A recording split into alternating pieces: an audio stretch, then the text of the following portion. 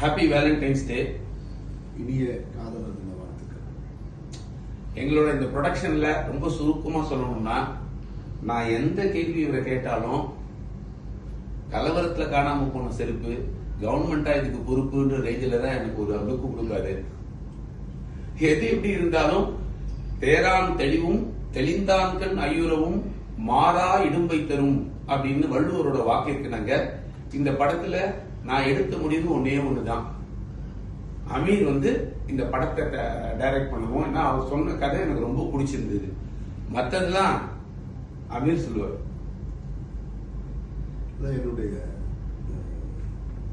முதல் திரைப்பட கனவை நனவாக்கியதில் அபராஜித் பிலிம்ஸ் ரகு சாருக்கும் என்னுடைய நண்பர் நாயகன் சூர்யாவுக்கும் மிகப்பெரிய பங்கு இருக்கு. அவங்க ரெண்டு பேரும் இந்த விதையை போடலைன்னா நான் மௌனம் பேசுகின்ற திரைப்படத்தை அந்த காலகட்டத்தில் எடுத்திருக்க முடியாது.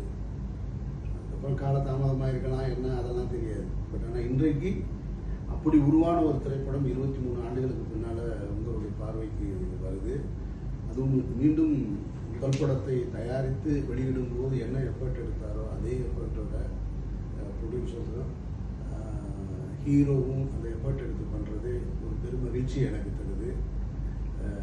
இந்த ஜென்ரேஷனுக்கு மௌனம் பேசியதே எப்படி போய் சேரப்போகுது, அவங்களுக்கு பிடிக்குமா இல்லையா அப்படின்ற ஒரு சந்தேகம் நிறைந்த கேள்விகளோட நான் ரொம்ப ஆவலாக காத்திருக்கேன். நீங்கள் திரையரங்கில் அந்த படம் எப்படி பார்க்க போறீங்கன்னு. உங்களோடு படம் பார்க்கறதுக்கு என்னுடைய நண்பரும் நாயகருமான சூர்யா காத்திருக்காரு. வாழ்த்துக்கள். அவரோட இந்த திரைப்படத்தை பார்த்து என்ஜாய் பண்ணுங்க. The whole team is coming, not only Surya.